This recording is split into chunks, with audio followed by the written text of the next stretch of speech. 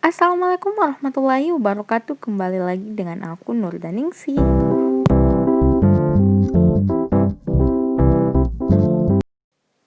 Oke teman-teman, untuk di video kali ini aku akan membahas 10 soal dan pembahasan latihan soal SKB CPNS dari Tryout aplikasi Ayo CPNS tentang SKB Kesehatan untuk perawat D3 dan nurse. Semangat belajar. Oke, untuk nomor 1, penganiayaan dan penelantaran anak umumnya terjadi pada usia A. Remaja, B. Dewasa, C. Batita dan balita, D. Balita, E. Sekolah. Nah, jawaban yang paling tepat pada nomor ini adalah ya betul, bagian C. Batita dan balita. Selanjutnya untuk nomor 2, 5 imunisasi dasar yang wajib diberikan sejak bayi: A. Hepatitis A, hepatitis B, DPTHB, polio, campak; A, BCG, hepatitis B, DPTHB, polio, campak; C. Meningitis, influenza B, BCG, polio, campak; D. Influenza B, DPT, BCG, polio, campak; E. Meningitis, DPT, BCG, polio, campak. Nah, jawaban yang paling tepat pada nomor 2 adalah bagian B, BCG, hepatitis B, DPTHB, polio, campak. Jadi sudah jelas ya teman-teman. Jawaban yang paling tepat adalah bagian B. Oke, selanjutnya untuk nomor 3, wabah Ebola disebabkan oleh virus Ebola. Nama Ebola adalah nama sebuah sungai di negara Afrika Barat di mana pada tahun 1974 menjadi tempat pertama kali mewabahnya penyakit Ebola. Di negara manakah nama Ebola berasal? A. Pantai Gading, B. Kongo, C. Gunaya, D. Nigeria, E. Liberia. Nah, jawaban yang paling tepat adalah bagian B. Kongo.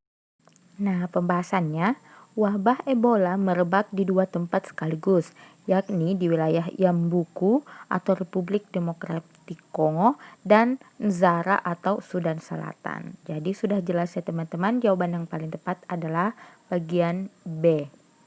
Next, untuk nomor 4, orang tua yang berperilaku seperti anak-anak mundur ke perkembangan yang telah lalu. Coping mekanisme ini disebut A. Denial, B. Proyeksi, C. Regresi, D. Substitusi, E. Kompensasi. Nah, jawaban yang paling tepat adalah bagian C, yaitu regresi. Kemudian untuk nomor 5, berdasarkan lokasi pemakaiannya, obat terbagi menjadi obat peroral dan topikal. Maksud dari obat topikal adalah A. ditelan, B. dipakai pada kulit, C. melalui anus, D. aman bagi selaput, E. melalui pembuluh darah vena. Jadi yang dimaksud dengan obat topikal adalah bagian B, dipakai pada kulit. Nah, kalau dia obat peroral berarti dia ditelan. Jadi sudah jelas ya teman-teman, jawabannya adalah bagian B.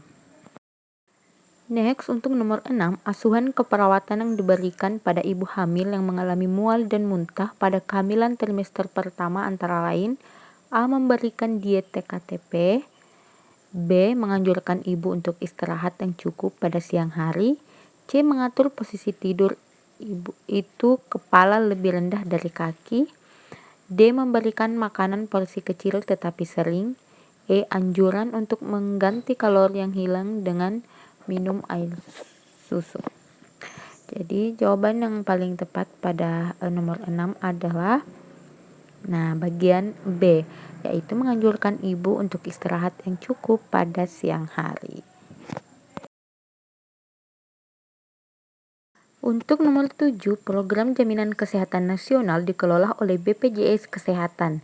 BPJS Kesehatan merupakan suatu badan transformasi yang dahulunya A. PT Jam Sostek, B. PT Askes, C. Pusat Pembiayaan dan Jaminan Kesehatan, D. Kementerian Kesehatan Republik Indonesia, E. Persatuan Rumah Sakit Indonesia.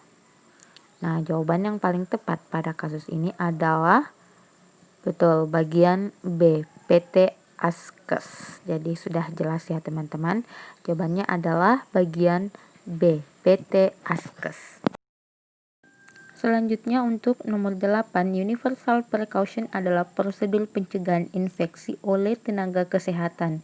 Yang tidak termasuk kegiatan universal precaution adalah A. Buang limbah medis sesuai prosedur, B. Cuci tangan setelah kontak dengan pasien, C. Patuhi standar untuk desinfeksi dan sterilisasi alat medis, D. Memakai kacamata rabun, E. Buang jarum suntik dan alat tajam lain secara aman.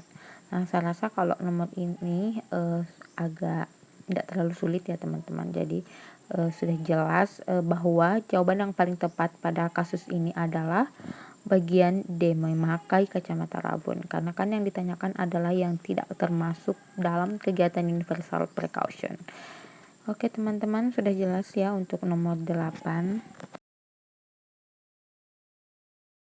Selanjutnya untuk nomor 9, hipertensi adalah tekanan darah di atas normal yang bisa memicu terjadinya penyakit. Nah, tekanan darah normal adalah A. Tekanan sistolik 100 mm Hg, diastolik 140 mm Hg. B. Tekanan sistolik 100 mm Hg, diastolik 80 mm Hg. C. Tekanan sistolik 140 mm Hg, diastolik 100 mm Hg. D. Tekanan sistolik 140 mm Hg, diastolik 140 mm Hg. E. Tekanan sistolik dan diastolik 100 mm Hg. Nah, jawaban yang paling tepat pada kasus ini adalah bagian B, tekanan sistolik 100 mm Hg dan diastolik 80 mm Hg.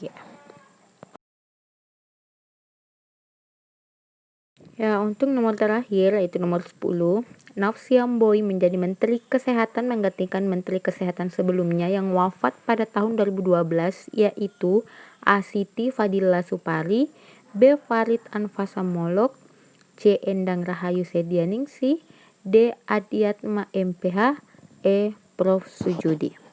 Nah, jawaban yang paling benar pada nomor 10 adalah bagian C. Endang Rahayu Sedianingsih. Nah, sekian untuk video kali ini. Mudah-mudahan apa yang aku sampaikan pada video kali ini bermanfaat buat teman-teman dan ada yang nyangkut di pikiran dan hati teman-teman. Kalau misal aku punya kesalahan atau terlalu simpel pada kasus ini, nggak apa-apa ya teman-teman, karena semakin banyak kita berlatih mengerjakan soal, insya Allah akan semakin fasih kita dalam mengerjakan soal-soal nanti. See you. Wassalamualaikum warahmatullahi wabarakatuh.